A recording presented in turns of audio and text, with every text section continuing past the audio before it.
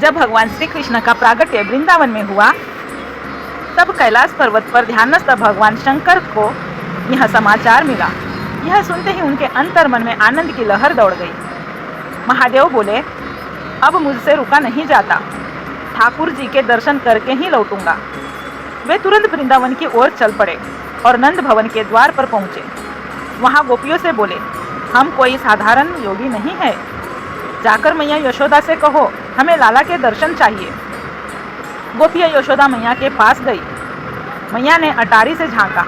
त्रिशूलधारी, भस्मलिप्त, मुंडमाला और नागों से सजे विकट रूप में शिवजी को देखकर भयभीत हो गई। यशोदा बोली, ऐसे भयंकर बाबा को लाला दिखाऊं? मेरा लाला तो डर जाएगा। गोपियाँ शिवजी को यह बात बताने गई। महादेव मुस्कुराए और बोले, मैया तू एक नाग से डरती है, तेरा लाला तो शेष नाग पर शयन करता है। पर यशोदा मैया टस से मस नहीं हुई। भिक्षा ले लो पर लाला नहीं दिखेगा। महादेव बोले, अब हम यहीं बैठेंगे, जब तेरा लाला बड़ा होगा तब स्वयं हमारे पास आएगा। यशोदा मैया ठाकुर जी को गोद में लेकर भीतर चली गई और द्वार बंद कर दिए।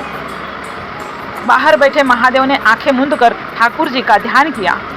हे लाला, मैं दर्शन की आशा में आया हूँ और कुछ नहीं चाहिए, बस एक झलक। यह भाव सुनते ही श्री कृष्ण अचानक जोर जोर से रोने लगे। मैया ने सब प्रयास किया, दूध, झूला, लोरी, पर लाला शांत नहीं हुए। एक गोपी बोली, मैया बाहर जो योगी बैठे हैं शायद वहीं नजर उतार सकते हैं। यशोदा ने अनुमति दी पर शर्त रखी, लाला को गोद में नहीं दूंगी, बस दूर से देखें। गोपियाँ शिवजी को बुलाने गई। पहले शिवजी बोले, अब नहीं आएंगे, जब लाला बुलाएगा तभी। पर एक गोपी ने कहा, अगर आप भीतर चलेंगे तो मैं प्रयास करूंगी कि लाला आपकी गोद में आ जाएं। यह सुन शिवजी चल दिए। जैसे ही उन्होंने नंद भवन में प्रवेश किया, श्री कृष्ण का रोना शांत होने लगा और वे मंद मंद मुस्कुराने लगे। यशोदा मैया आश्चर्यचकित हुई। बाबा में कुछ तो है, उन्होंने कहा। अब चले जाओ, लाला सो गए हैं। शिवजी बाहर निकले ही थे कि लाला फिर रोने लगे। यशोदा समझ गई, इस योगी का मेरे लाला से कोई गहरा संबंध है। फिर से शिवजी को बुलाया गया। इस बार पालने से दर्शन की अनुमति मिली। शिवजी बोले, मैं सौगंध खाकर कहता हूँ, जब तक तेरा लाला बड़ा नहीं हो जाता मैं इसकी नज़र की रक्षा करूँगा।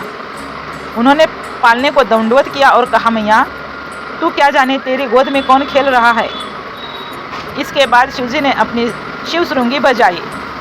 उसकी धुनी सुनते ही श्री कृष्ण हंसने लगे। पूरा नंद भवन उस दिव्य मिलन का साक्षी बन गया। यह कथा बताती है कि सच्चा भक्त प्रभु के दर्शन के लिए कितना व्याकुल होता है और प्रभु भी अपने प्रेमी की भक्ति को व्यर्थ नहीं जाने देते। यह लीला श्री कृष्ण और शिवजी के बीच की अत्यंत आत्मीयता का प्रतीक है, जिसमें भक्ति, प्रेम और समर्पण का अद्भुत संगम है।